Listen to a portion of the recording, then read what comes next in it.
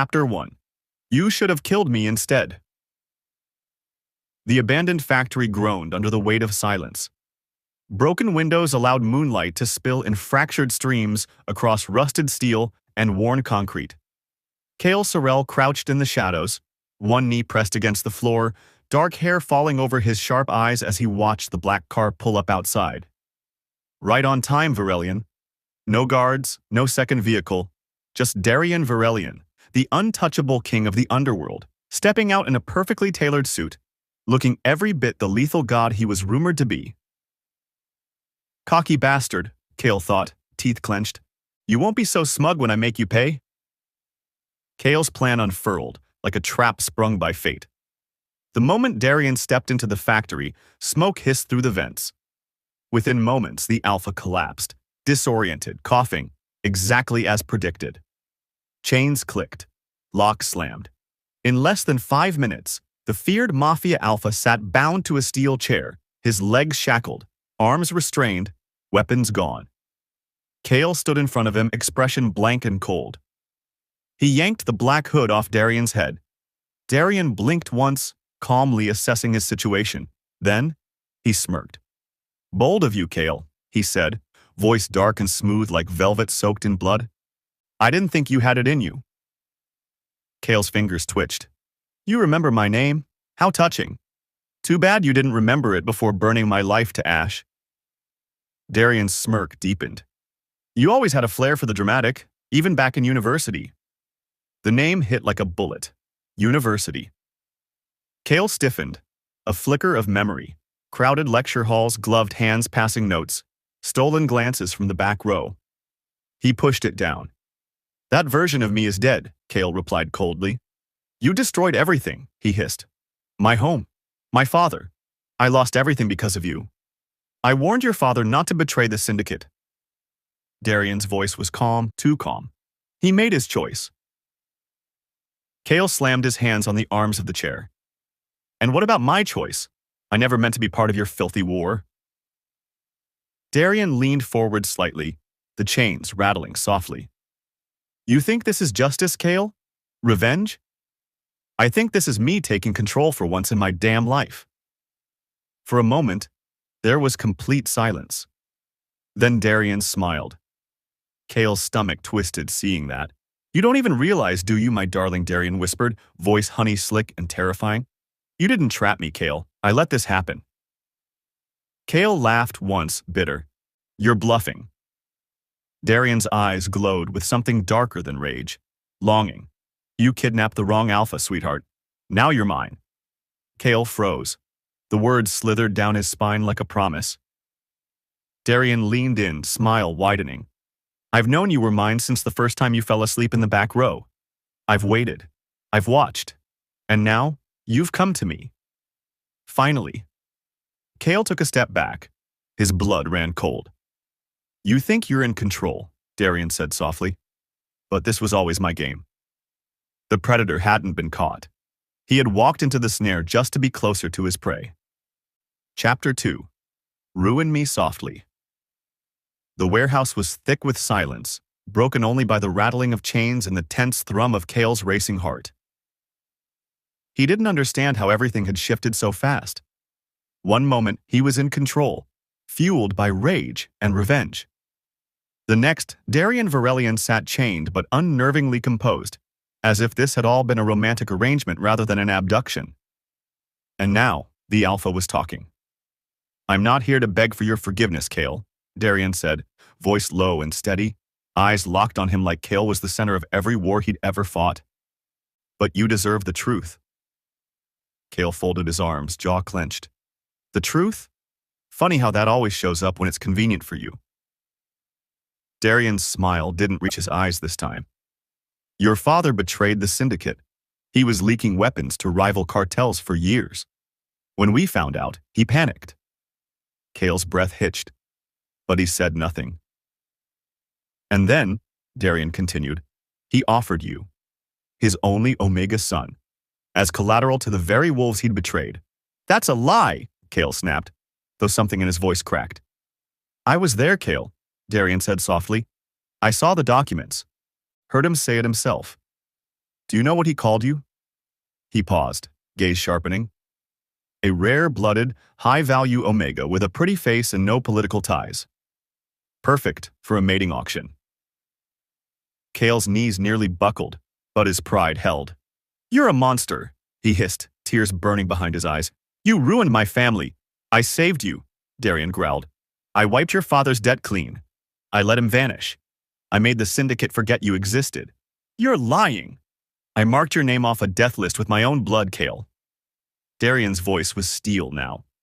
Because I knew, even then, that you were my mate, and I couldn't let anyone else touch you. Kale's heart thundered. Why didn't you tell me? Why let me suffer thinking?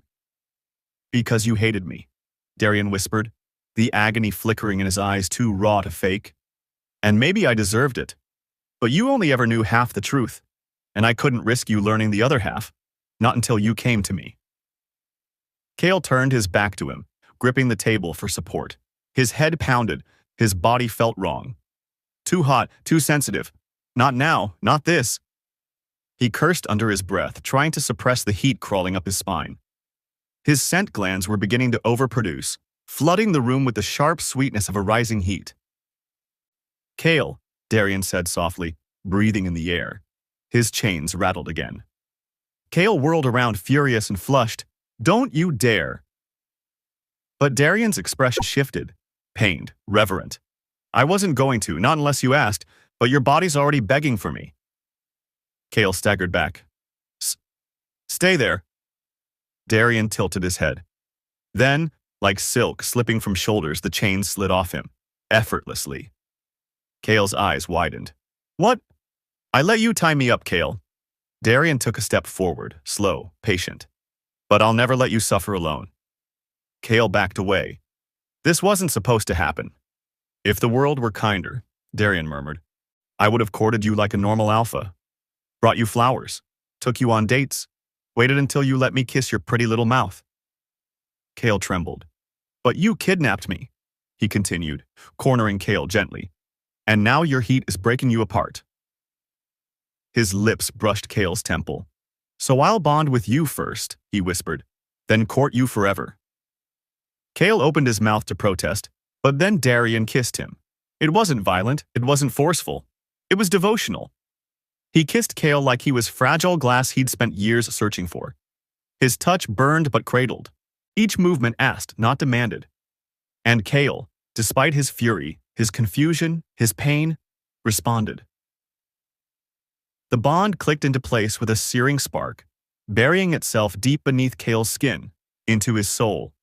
It was too much, too intense, too everything. His legs gave out. Darian caught him. Their foreheads touched as Darian held him like a treasure finally returned home. I'll ruin you with love, Kale, he breathed against his cheek. I'll make you forget what pain feels like. You'll never cry again unless it's from happiness. Kale's heart couldn't take it. So he ran. Chapter 3. Hunted by Roses. Kale hadn't slept. The tiny apartment he called his safe house was barely furnished. Just a mattress on the floor, canned food, and an old heater that clicked in protest. The night air hung thick with the aftermath of his heat, even as suppressants dulled the worst of it. His body ached, and his heart was splintering. He bonded with Darian Varelian.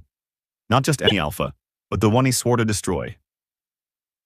He hadn't stopped trembling since fleeing the warehouse. Kale clutched his knees to his chest, staring blankly out the window as the soft patter of rain coated the city's skyline.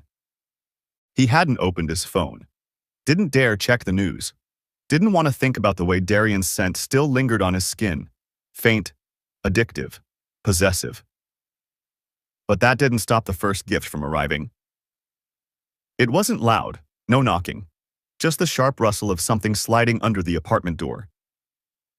Kale crawled toward it and paused when he saw it.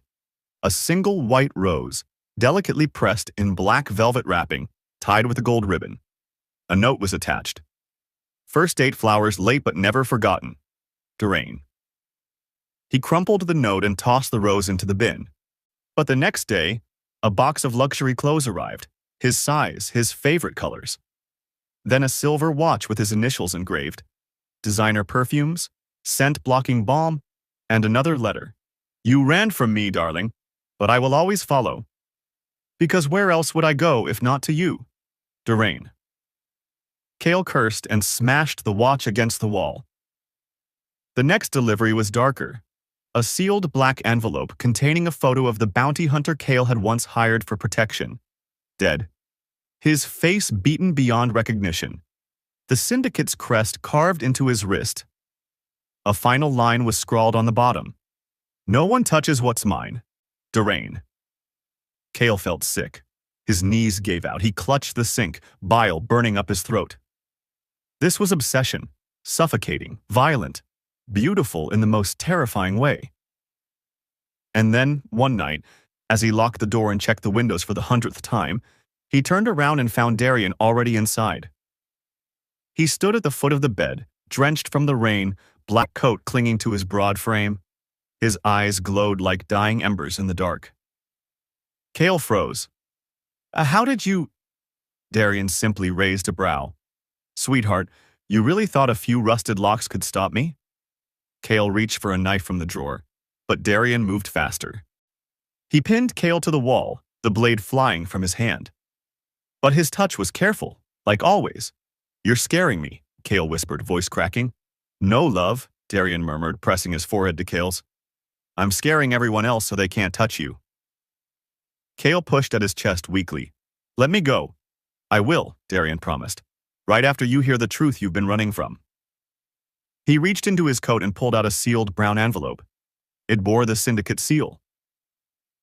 Kale blinked. Darian handed it to him with steady hands. "This is everything. Your father's betrayal. The meeting logs, the sale contract with your name on it, his signature." Kale didn't want to look, but he did. And as his eyes scanned the documents, his entire world collapsed. The man who raised him, the man he swore vengeance for, had sold him like currency. His chest heaved. His knees buckled. But Darian caught him before he fell. Kale didn't fight this time. He just cried. Softly, silently. He let Darian wrap his arms around him, hold him, carry him gently toward the couch like he was something delicate and sacred. Darian didn't speak at first. He just scented him, slow and soothing, brushing his nose along Kale's nape, purring softly. His warmth enveloped him. "I built this empire for you," Darian whispered against his ear, "so I could protect you. So I'd never be too weak to keep you safe. I don't care about power or revenge. I only care about you." Kale trembled in his arms. "You were. You are. And you'll always be mine, my darling," Darian said, gently stroking Kale's hair. "And I'll never let you be hurt again.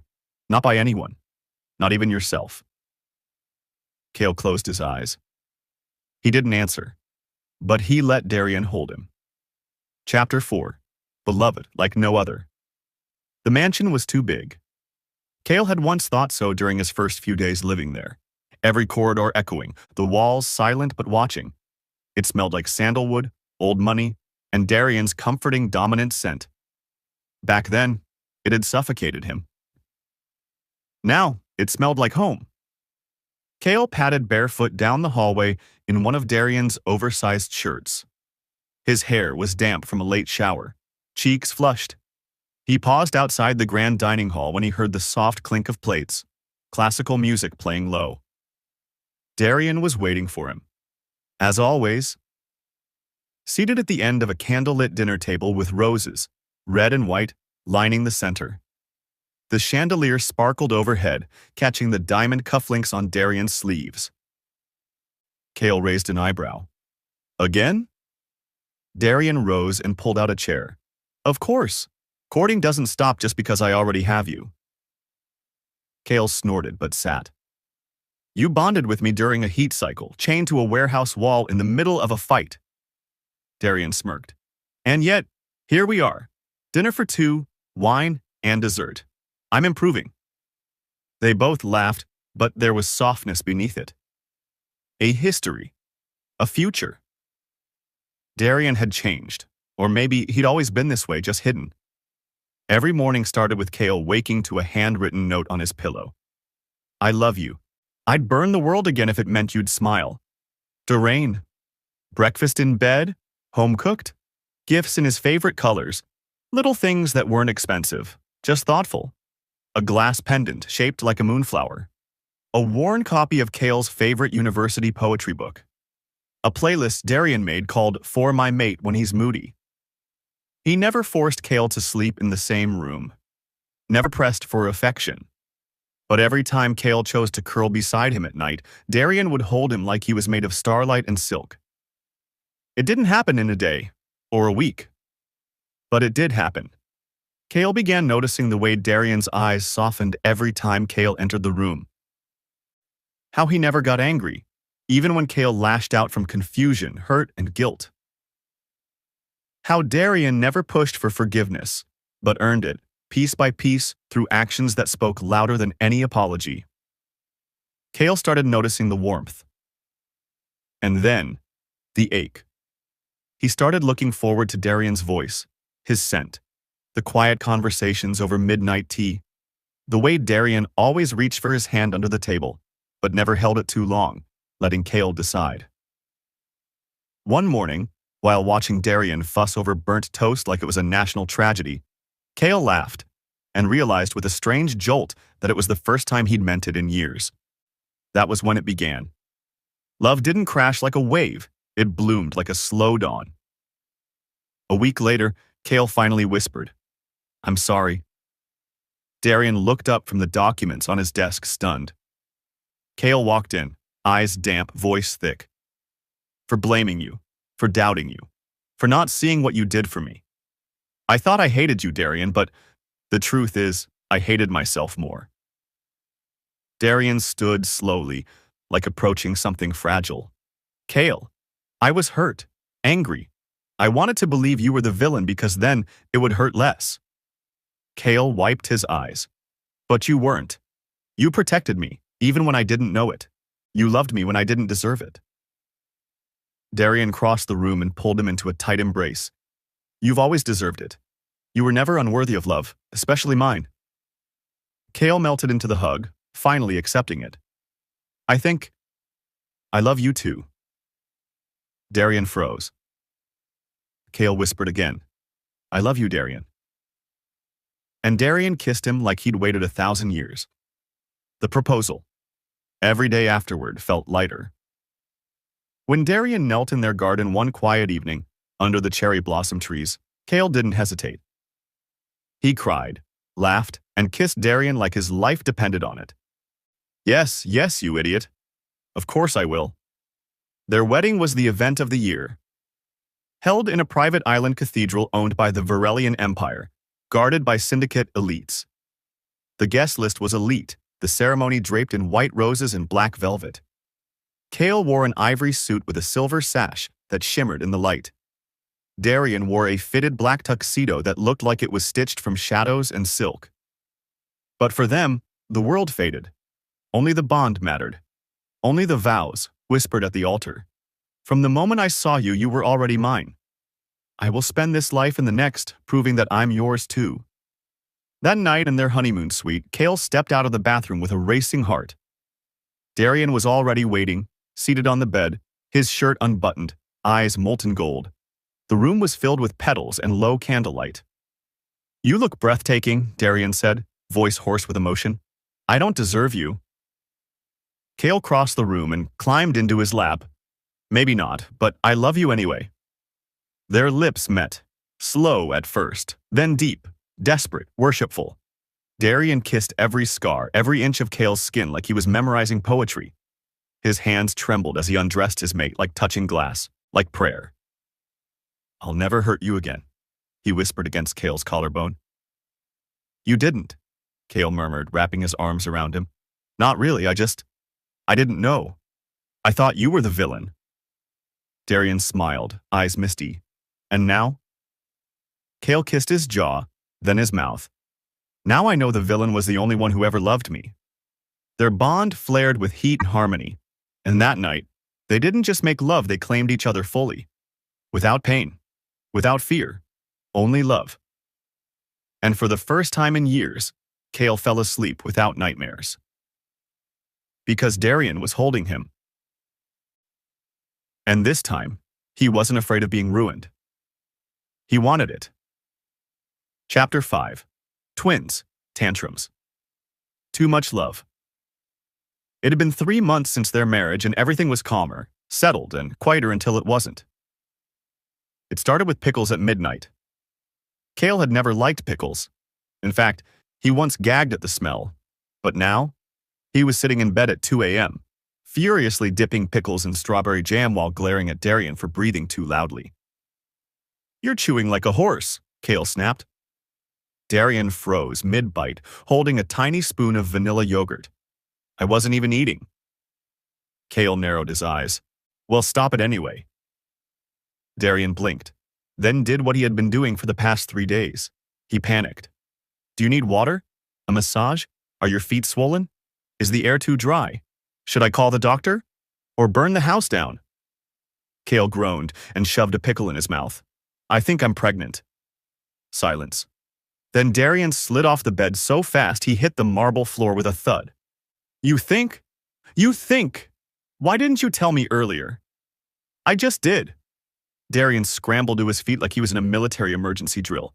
"We need a test. No, 20 tests. And a medical team. And a hospital. No, a private island hospital. And a bomb shelter. And—" "Darian." Cale rolled his eyes. "Please, sit down before your brain short-circuits." But it was too late. Darian had already burst into tears. The test came back positive. Cale was pregnant. With twins. And that was the beginning of Darian's most dramatic alpha arc trademark. Month 1. 2. Darian, the cling monster. He refused to let Cale lift anything heavier than a spoon. He carried Cale from room to room like a sacred artifact. "Baby, I can walk." "Absolutely not. The floor is evil. Gravity is evil." He followed Cale into the bathroom. Twice. Cale had to threaten bodily harm with a shoe. Month 3. 4. Overprotective alpha mode. Activated. Darian fired 2 chefs because they tried to serve Cale spicy food. He installed a biometric scanner on their bedroom door that only unlocked with Cale's scent and heartbeat. "Cale, I wanted a glass of water, not a NASA-level lockdown." Darian, "You could have tripped, or been kidnapped, or stubbed your toe." Cale, "You need therapy." Month 5, 7, nesting hell. Darian converted an entire wing of their mansion into a baby-safe zone. 2 nurseries, 6 different crib models, 30 stuffed toys, blackout curtains with enchanted lullaby music, and a platinum-plated diaper changing station. He read every parenting book on Earth, and some written by ancient alphas from long-extinct clans. He even practiced swaddling on a watermelon. Cale just watched with a slow blink and said, "I married a lunatic." But secretly, he adored it. Month 8. 9.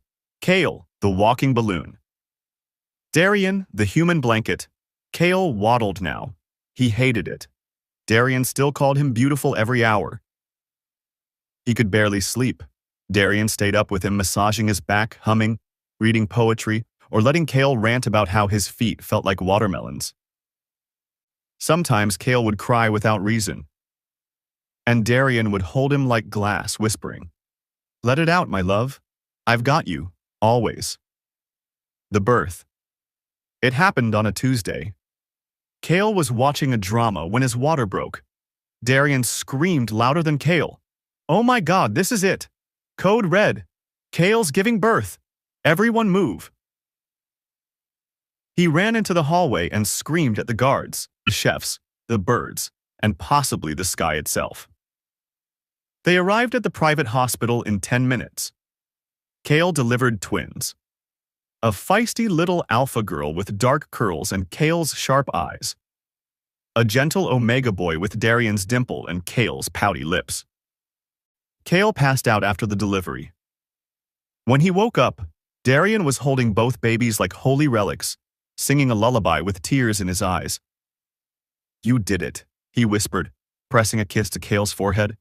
"You brought our universe into this world."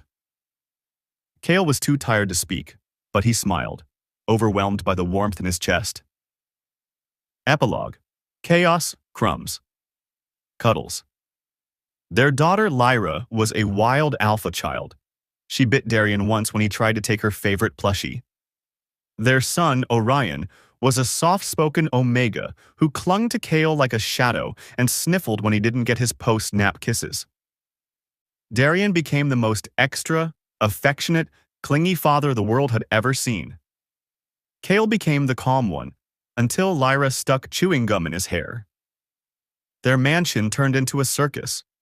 Toys in the hallways, lullabies at odd hours, food fights, tantrums, but also laughter, kisses, family dinners, midnight cuddles with all four of them in one giant bed. Sometimes Kale looked out the window, babies asleep in his arms, Darian nuzzling into his neck, and thought, "This is the life I never knew I wanted. And now, I'd destroy the world to protect it." And as Darian whispered, "Mine," into Kale's hair, one night, Kale smiled and whispered back, "Yours, always."